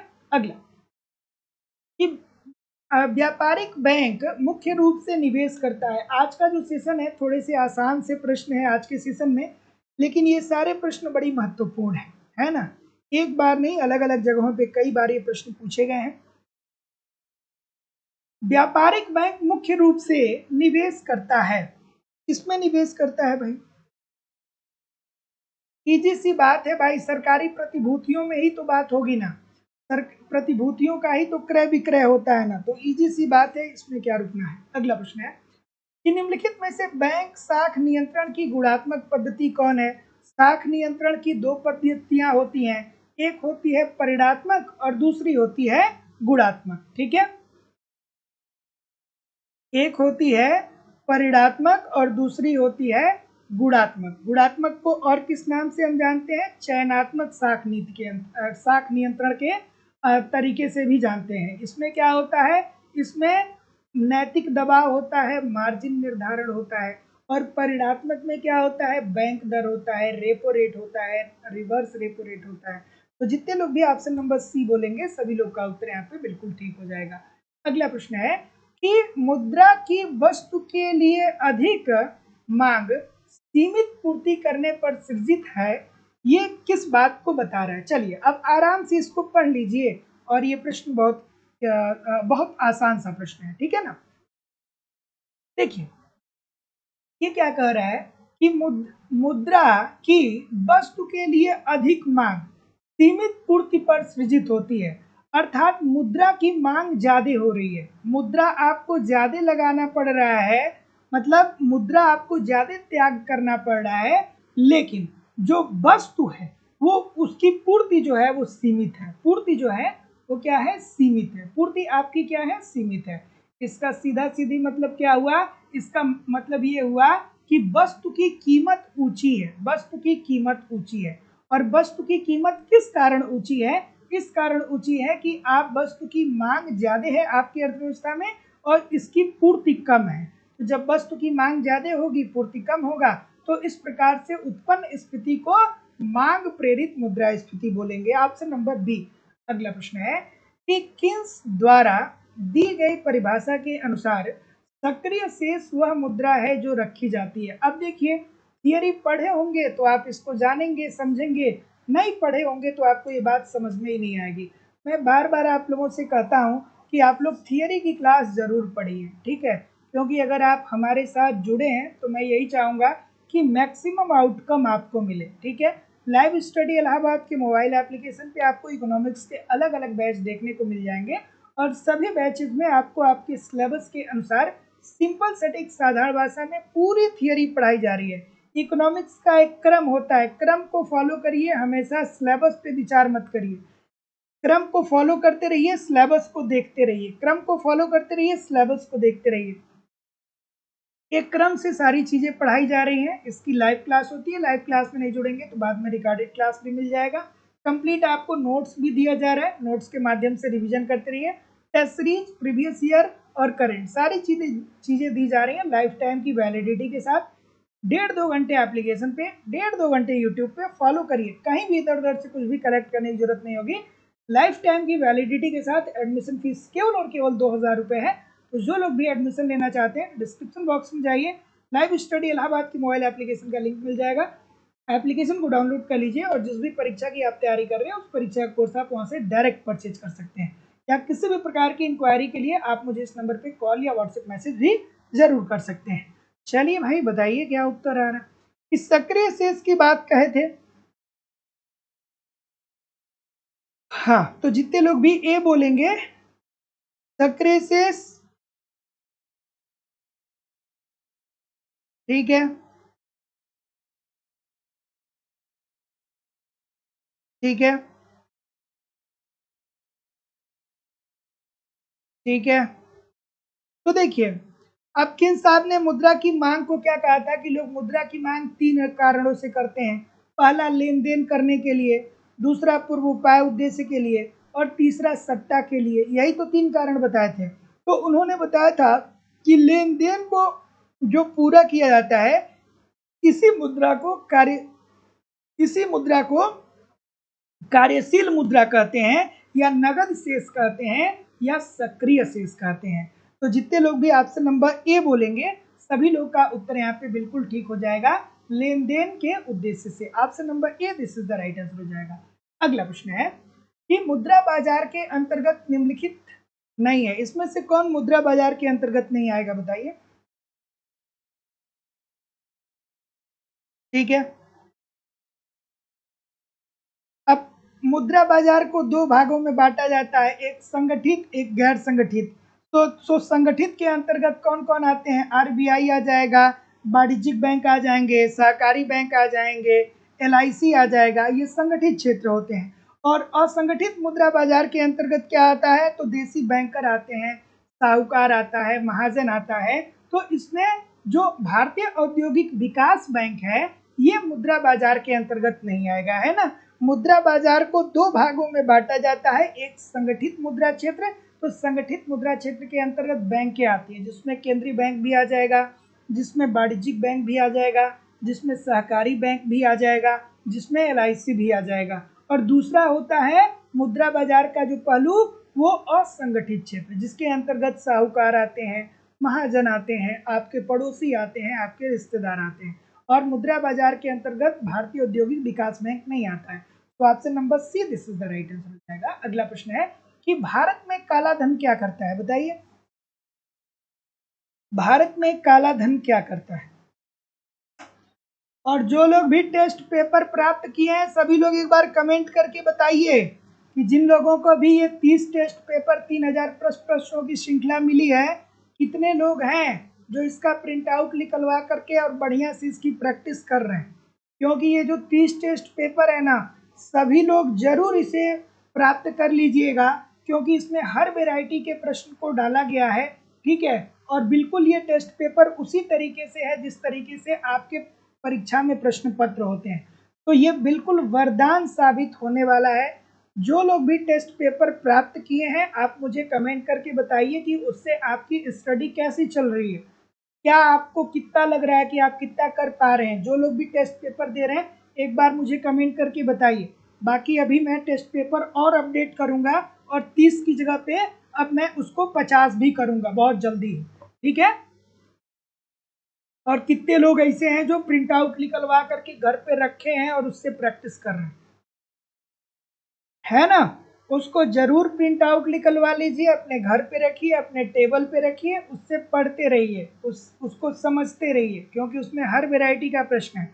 और बाकी जिन लोगों ने भी अभी तक टेस्ट पेपर प्रश्न पत्र नहीं प्राप्त किया है, केवल उसकी शुल्क 300 रुपये है। आप सिंपली गूगल पे, फोन पे या पेटीएम के माध्यम से अपनी फीस इस नंबर पे सबमिट करके उसका स्क्रीनशॉट इसी व्हाट्सएप नंबर पे सेंड कर देंगे, तो आपको क्या होगा कि वो पेपर आपको आपके व्हाट्सएप पे ही मिल जाएगा। आप चाहेंगे तो उसका फोटोकॉपी निकलवा के बुकलेट बनवा सकते हैं। लगभग 290 पेज का है, पूरा 290 पेज का पूरा है। आप निकलवाएंगे 50 पैसे प्रति पेज के हिसाब से निकल जाएगा, तो 150 रुपये आपका लगेगा, पूरा बुकलेट आपका तैयार हो जाएगा, है ना। इस प्रश्न का उत्तर करिए कि भारत में काला धन क्या करता है। तो भारत में काला धन क्या करता है भैया? तो भारत में काला धन जो है, काला धन क्या होता है? ऐसा धन जो जिसपे लोग कर नहीं देते हैं, अर्थात जो सरकार की नजर से दूर है। तो ये मूल्य को बढ़ाएगा क्योंकि इससे मांग बढ़ेगी, विलासिता की वस्तुओं का उपभोग भी बढ़ेगा, इजी सी बात है। और सरकार को टैक्स इस पे नहीं मिलेगा तो सरकार को आय की हानि भी होगी, बिल्कुल सही है।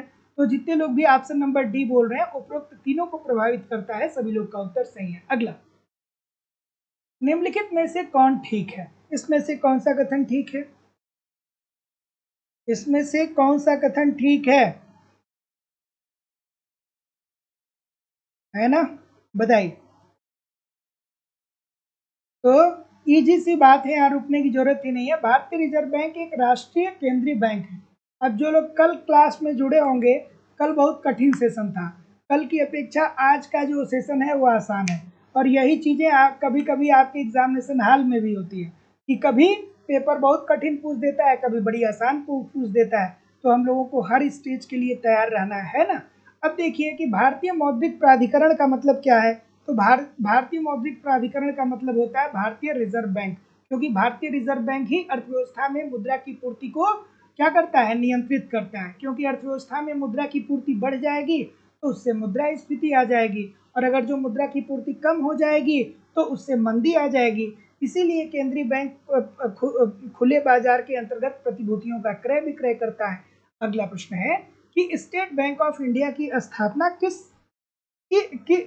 किसकी संस्तुति पे हुआ था। तो इजी सी बात है, गोरेवाला समिति बनी थी ना, गोरेवाला समिति बनी थी,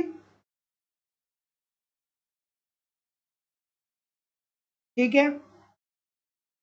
तो जितने लोग भी गोरेवाला समिति की बात कर रहे हैं सभी लोग का उत्तर यहाँ पे बिल्कुल ठीक हो जाएगा, स्टेट बैंक ऑफ इंडिया। और ये किसके स्थान पे आया था? कमेंट करके बताइए, कमेंट करके बताइए किसके स्थान पे आया था, कब आया था, सभी लोग कमेंट करके बताइए। इंपीरियल बैंक 1920 से में जो इंपीरियल बैंक की स्थापना हुई थी ना, उसी के जगह पे उसी को समाप्त करके फिर क्या आ गया? एसबीआई आ गया। अगला कि करापात ऐसे व्यक्ति पे होता है जो, एक होता है करापात और दूसरा होता है कराघात। अक्सर यहाँ पे लोग क्या करते हैं, गलती कर देते हैं, ठीक है। करापात का मतलब ये होता है कि अगर आपके ऊपर कर लगाया जाता है तो कर का वहन आप ही करेंगे। जैसे पर इनकम टैक्स, जैसे आयकर, आयकर आयकर तो आयकर दूसरे पे नहीं टाला जा सकता है। अगर जो सरकार ने आपके ऊपर कर लगाया है तो आप ही को अदा करना है, तो इसे हम लोग क्या बोलते हैं, करापात बोलते हैं। अर्थात जिसके ऊपर कर लगाया जा रहा है वही कर कर को अदा करे। जैसे मान लीजिए आपको नौकरी मिल जाएगी तो जब आप टैक्स देंगे तो आपके सैलरी से ही टैक्स कट जाएगा। ऐसा आप नहीं कहेंगे कि भैया सैलरी हम उठाएंगे और टैक्स हमारा पड़ोसी देगा, ऐसा नहीं करेंगे। तो आयकर हो गया, ये प्रत्यक्ष कर का उदाहरण है। और करापात का बेस्ट उदाहरण है ये। करापात का मतलब ये होता है कि जब कर आपके ऊपर लगाया जाएगा तो कर आप ही को अदा करना है, दूसरे दूसरे के ऊपर कर आप नहीं डाल सकते हैं। और दूसरा जो होता है वो होता है कराघात। कराघात, तो कराघात का मतलब ये होता है कि कर आपके ऊपर लगाया गया लेकिन ये कर आप किसी और के ऊपर भी टाल सकते हैं। जैसे मान लीजिए कि अमूल की कंपनी है, अमूल दूध की कंपनी है।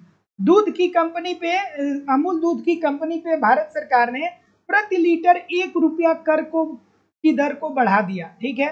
तो अब अमूल दूध मान लीजिए कि पहले 60 रुपया पर लीटर के हिसाब से दूध बेचता था, लेकिन अब सरकार ने 1 रुपया उसके ऊपर ज्यादा जब टैक्स लगा दिया तो अमूल कंपनी ने कहा कि अब टैक्सवा हम किससे लेंगे, हम क्रेताओं से लेंगे। तो अमूल दूध ने अपने दूध की कीमत को बढ़ा करके 61 रुपए कर दिया। तो कर किसके ऊपर लग रहा है, अमूल दूध की कंपनी के ऊपर लग रहा है, लेकिन कर का भार कौन वहन कर रहा है, भार वहन कर रहा है उपभोक्ता अर्थात क्रेता, ठीक है। तो जितने लोग भी ऑप्शन नंबर ए बोल रहे हैं ठीक बोल रहे हैं। अगला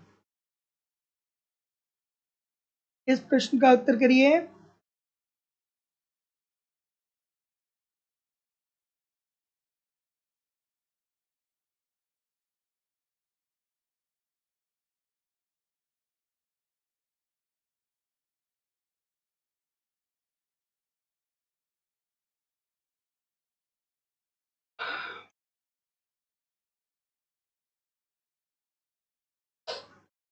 हम्म, और माइंड को कंसंट्रेट करना सीखिए, है ना। क्योंकि जिंदगी में सबसे बड़ी समस्या पता है क्या है, लाखों थॉट्स आते हैं रोज, डेली जिंदगी में लाखों हजारों थॉट्स आते हैं। इस थॉट्स को कंट्रोल करना ही क्या है, एक बहुत बड़ा चैलेंज है। और जो इस थॉट को कंट्रोल करता है और वो अपने लक्ष्य पे अडिग रहता है उसी को सफलता मिलती है ना। क्या उत्तर आ रहा है।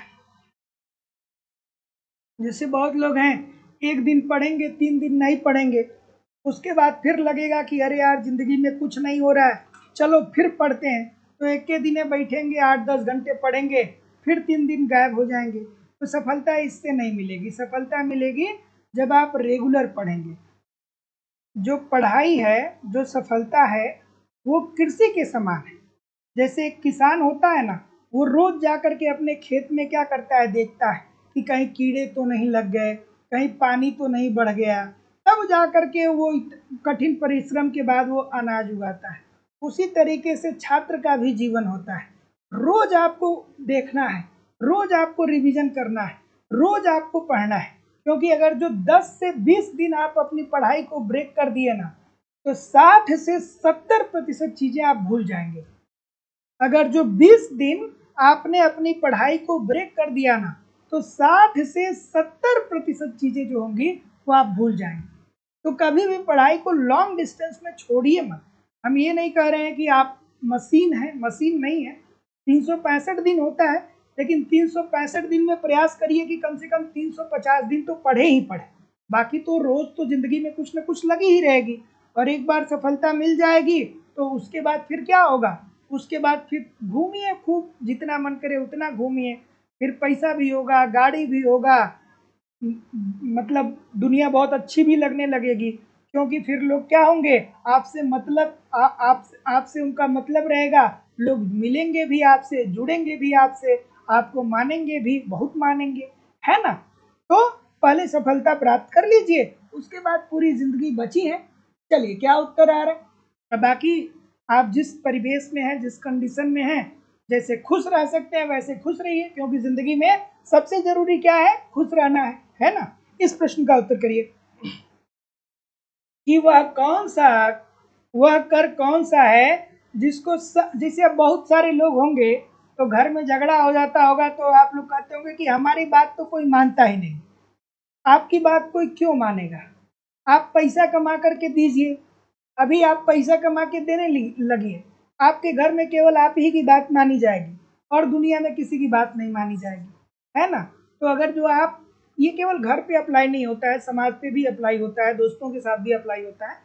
अगर जो आप चाहते हैं कि आप विशेष बने या आपकी बातों की वैल्यू हो, तो उसके लिए आपको क्या करना पड़ेगा, मेहनत करना पड़ेगा, है ना। क्या उत्तर आ रहा है भाई, बताइए कि वह कर कौन सा है जिसको संघ सरकार लगाती है और वसूल करती है, किंतु वसूल की गई राशि को राज्यों के साथ बांट दिया जाता है। तो जितने लोग भी ऑप्शन नंबर ए बोल रहे हैं, केंद्रीय उत्पाद शुल्क बोल रहे हैं, सभी लोग का उत्तर यहाँ पे बिल्कुल ठीक हो जाएगा कि वह कर कौन सा है जिसको संघ सरकार लगाती है, मतलब केंद्रीय गवर्नमेंट लगाती है और वसूल भी करती है, लेकिन इससे जो आय प्राप्त होती है वो राज्य सरकार के साथ भी बांटा जाता है, तो केंद्रीय उत्पाद शुल्क। अब ये जब हम लोग थियरी पढ़ते हैं तो वहाँ पे बहुत बार मैंने इसको बताया है कि कौन सा कर राज्य सरकार लगाती है, कौन सा कर केंद्र सरकार लगाती है, कौन सा कर केंद्र सरकार लगाती है और राज्य सरकार के साथ भी बंटवारा करती है, कौन सा कर राज्य सरकार वसूलती है और केंद्र सरकार के साथ भी इसका बंटवारा करती है। इसके लिए थियरी जरूरी है पढ़ना। चलिए इस प्रश्न का उत्तर करिए कि यदि इस वर्ष खाद्य निगम के पास खाद्यान्न का स्टॉक पिछले वर्ष की अपेक्षा 1 मिलियन टन कम रहा, तो इस आधार पर पूंजी निर्माण क्या होगा। और कभी भी किसी से रिश्ते बनाने मत जाइए, जैसे बहुत लोग होते हैं कि कोई थोड़ा बड़ा आदमी है तो उससे रिश्ता बनाने लगे, तो आप ही से थोड़ी वो है, उसके पास आपके जैसे लाखों लोग पड़े हैं, हजारों लोग पड़े हैं। तो भ्रांति में जीने की जरूरत नहीं है, अपने ऊपर मेहनत करिए, जिसको आप बड़ा समझते हैं ना, उससे लाख गुना बड़ा आप हो सकते हैं, है ना। जिसको आप बहुत बड़ा समझते हैं अपनी ज़िंदगी में, उससे लाख गुना बड़ा आप हो सकते हैं। अपने आप के ऊपर भरोसा करिए, अपने मेहनत के ऊपर भरोसा करिए, प्रोग्रेसिव रहिए, मेहनत करिए, वो चीज़ें करिए जो प्रोडक्टिव। क्या उत्तर आ रहा है भाई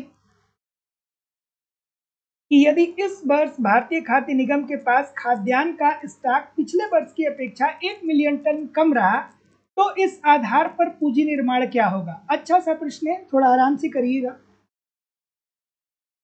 हाँ, ऑप्शन नंबर बी होगा ना। तो देखिए ये क्या कह रहा है, ये क्या कह रहा है, ठीक है, ये क्या कह रहा है कि यदि इस वर्ष खाद्य निगम, इस वर्ष मतलब मान लीजिए ये 2026 की बात कर रहा है, ठीक है, 2026 की बात कर रहा है, पिछले वर्ष की अपेक्षा 1 मिलियन टन कम रहा, तो 2024 2025 में 2025 में मान लीजिए कि 100 मिलियन टन था, 100 मिलियन टन था, और 2026 में 1 मिलियन टन कम हो गया है, तो 99 मिलियन टन हुआ। तो इसका मतलब क्या हुआ कि 1 मिलियन टन खाद्यान्न के मूल्य में क्या आ गई, कमी आ गई, घट गया। सो ऑप्शन नंबर, जितने लोग भी यहाँ पे क्या बोलेंगे, जितने लोग भी ऑप्शन नंबर बी बोलेंगे, सभी लोग का उत्तर यहाँ पे बिल्कुल ठीक हो जाएगा। Option number B this is the right answer हो जाएगा।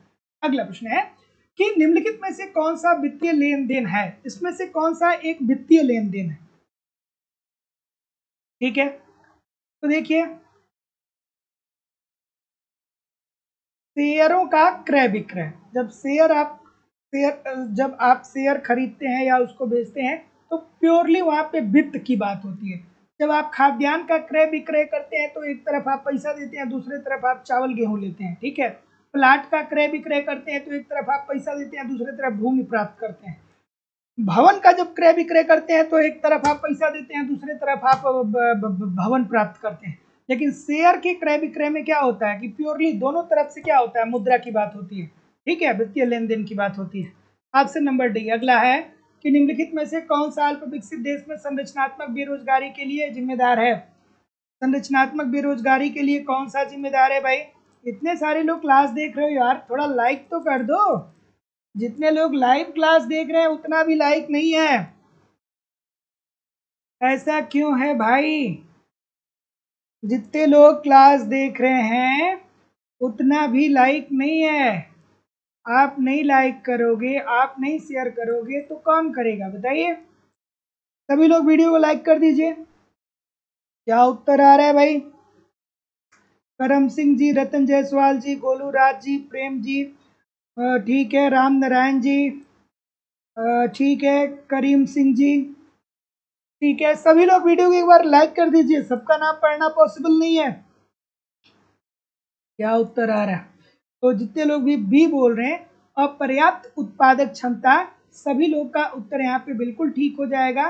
देखिए, भारत प्राकृतिक संसाधनों के दृष्टिकोण से क्या है, बहुत ज़्यादा समृद्ध है। हमारे देश में कोयला भी है, हमारे देश में लोहा भी है, हमारे देश में अभ्रक भी है, लेकिन अशिक्षा होने के कारण लोग शिक्षित नहीं हैं। इस वजह से लोगों के पास कौशल की कमी है, और कौशल की कमी है तो इसके वजह से अपर्याप्त उत्पादक क्षमता देखने को मिलता है। जो मोबाइल, जो लैपटॉप आप यूज करते हैं ना, इसमें अभ्रक लगा होता है। और जब आप झारखंड में जाएंगे तो झारखंड में जब आप जाएंगे तो वहाँ पे देखेंगे कि अभ्रक के पहाड़ मिलते हैं, और ये अभ्रक 10-10 रुपया किलो के हिसाब से बिकता है भारत में। लेकिन यही अभ्रक दूसरे देश में जाता है और इलेक्ट्रॉनिक वस्तुओं में प्रयोग होता है, और वो जब इलेक्ट्रॉनिक वस्तु हमारे देश में आती है तो हमें लाखों लाखों रुपए का मिलता है। इसका मतलब क्या है कि अभ्रक हमारे देश में है, बट इसका हम पूर्ण रूप से प्रयोग नहीं कर पा रहे हैं। श्रम शक्ति हमारे देश में है, लेकिन कौशल के कारण हम पूर्ण रूप से प्रयोग नहीं कर पा रहे। अगला प्रश्न, अभी कुछ दिनों पहले मैं झारखंड गया था। झारखंड बहुत खूबसूरत सा है, बहुत खूबसूरत सा राज्य है ना? इस प्रश्न का उत्तर करिए कि योजनाओं के अंतर्गत आर्थिक विकास का मूल उद्देश्य क्या रहा है?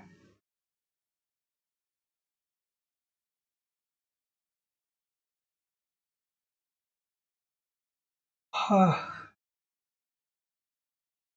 योजनाओं के अंतर्गत औद्योगिक विकास का मूल उद्देश्य क्या रहा है? तो देखिए, जितनी भी योजनाएं बनाई गई और जहाँ पे भी औद्योगिक विकास पे बल दिया गया, जैसे दूसरी और तीसरी पंचवर्षीय योजना में हमने कहा कि हमें उद्योगों का विकास करना है। तो उद्योगों का विकास करना है तो उसके लिए हमें क्या करना होगा? आधारभूत उद्योगों का सार्वजनिक क्षेत्र में क्या किया जाए? विकास किया जाए। तो जितने लोग भी ऑप्शन नंबर डी बोल रहे हैं बिल्कुल ठीक बोल रहे हैं कि कम से कम पहले आधारभूत उद्योग तो विकसित हो, पहले लोहा को पिघलाने वाला फर्म तो आए, पहले लोहा को पिघलाया तो जा सके, उसके बाद हम जाकर के लोहा से कुछ और बना सकते हैं। अगला, कि भारत में न्यूनतम आवश्यकता कार्यक्रम चलाया गया था, कब चलाया गया था भाई?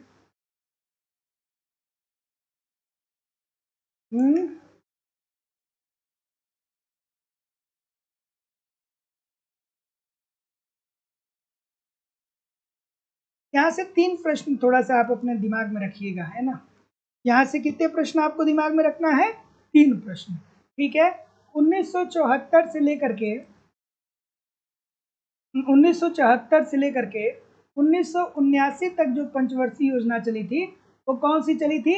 वो 5वीं पंचवर्षीय योजना चली थी। 5वीं पंचवर्षीय योजना चली थी, और इसी 5वीं पंचवर्षीय योजना में न्यूनतम आवश्यकता कार्यक्रम चलाया गया था, ठीक है, न्यूनतम आवश्यकता कार्यक्रम। फिर यहीं पे इंदिरा गांधी जी ने एक नारा दिया था, गरीबी हटाओ का। गरीबी हटाओ का नारा भी इसी पंचवर्षीय योजना में दिया गया, और साथ ही साथ 20 सूत्री कार्यक्रम की शुरुआत जो है वो इसी पंचवर्षीय योजना में हुई थी। ये 3 चीजें बार बार आपके पेपर में पूछी जाती हैं, तो ध्यान रखिएगा कि जो 5वीं पंचवर्षीय योजना थी, इसमें हमारे सरकार का मुख्य उद्देश्य क्या था कि हमें गरीबी उन्मूलन करना था, गरीबी हटाना था। 20 सूत्री कार्यक्रम के अंतर्गत हमने कहा कि हमने हमारे देश की जो न्यूनतम आवश्यकताएं हैं उसकी पूर्ति करनी है, प्राथमिक शिक्षा का विकास करना है, पेयजल का विकास, लोगों को शुद्ध पेयजल उपलब्ध कराना है, ग्रामीण एरिया में लोगों को स्वास्थ्य सुविधाएं देना है, ग्रामीण क्षेत्रों में अच्छी सड़क की व्यवस्था करनी है, ग्रामीण क्षेत्रों में अच्छी बिजली की व्यवस्था करनी है। तो इस प्रकार की चीजें कभी आए तो 5वीं पंचवर्षीय योजना पे टिक कर दीजिएगा अगर जो कुछ नहीं समझ में आएगा। इस प्रश्न का उत्तर करिए, बच्चों वाला है, यहाँ पे क्या रुकना है कि भारत में सबसे बड़ा राष्ट्रीयकृत बैंक कौन सा है, तो स्टेट बैंक ऑफ इंडिया। अगला है कि SFDA समाहित कर दिया गया, ये अच्छा सा प्रश्न है, बताइए। SFDA इसका फुल फॉर्म क्या है, integrated rural development programme, integrated rural development programme, ठीक है, सॉरी, इसको किसने समाहित किया गया, इंटीग्रेटेड रूरल डेवलपमेंट प्रोग्राम में समेकित कर दिया गया। तो जितने लोग भी बी बोल रहे हैं IRDP में, सभी लोग का उत्तर यहाँ पे बिल्कुल ठीक हो जाएगा। और ये कब लागू किया गया था, ये लागू किया गया था 1980 में, और इसको लागू करने के पीछे सरकार का उद्देश्य क्या था, तो जो ग्रामीण एरिया में निर्धन परिवार हैं उनको स्वरोजगार दिलाना। ठीक है, अगला प्रश्न है कि उस भारतीय अर्थशास्त्री का नाम चुनिए जो राष्ट्रीय आय के आंकड़ों की गणना में विशेषज्ञ माना जाता है। चलिए इस प्रश्न का उत्तर करिए।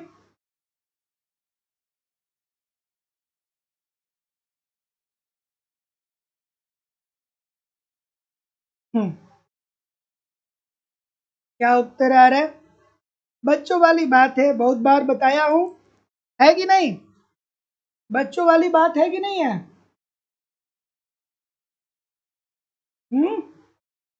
कि जितने भी बी बोल रहे हैं ना, कहाँ दिमाग है यार, कहाँ दिमाग है, प्रोफेसर BK RV राव को नहीं समझ पा रहे हैं आप।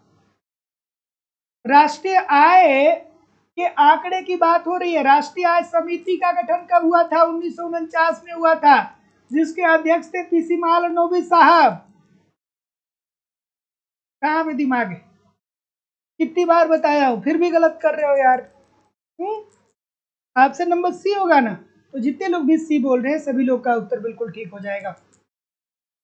कहीं भी जाइएगा नहीं, कमेंट करके बताइए कितने प्रतिशत प्रश्न आपके सही हुए। और आप लोगों की इकोनॉमिक्स की जो दूसरी क्लास है वो लाइव स्टडी इलाहाबाद के मोबाइल एप्लीकेशन पे होती है, जहाँ पे आपको इकोनॉमिक्स के अलग अलग बैच देखने को मिलेंगे, और अलग अलग बैचेस में आपको आपके सिलेबस के अकॉर्डिंग एक रणनीति के तहत इकोनॉमिक्स के कंप्लीट कंटेंट प्रोवाइड किए जा रहे हैं, ताकि कम समय में बेहतर ढंग से आप इकोनॉमिक्स को सीख सकें, समझ सकें और सफलता को सुनिश्चित कर सकें। जैसे कि आपको आपके सिलेबस के अनुसार कंप्लीट इकोनॉमिक्स की थियरी पढ़ाई जा रही है, थियरी जरूर पढ़िए, एक क्रम होता है, उस क्रम को फॉलो करिए।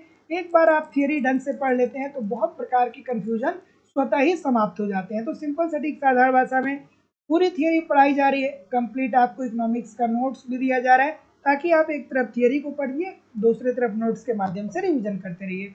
आपको टेस्ट सीरीज भी दिया जा रहा है, टेस्ट दीजिए, गलतियों को पहचानिए, उसमें सुधार करिए, प्रीवियस ईयर के क्वेश्चन पेपर और करंट सारी चीजें दी जा रही हैं।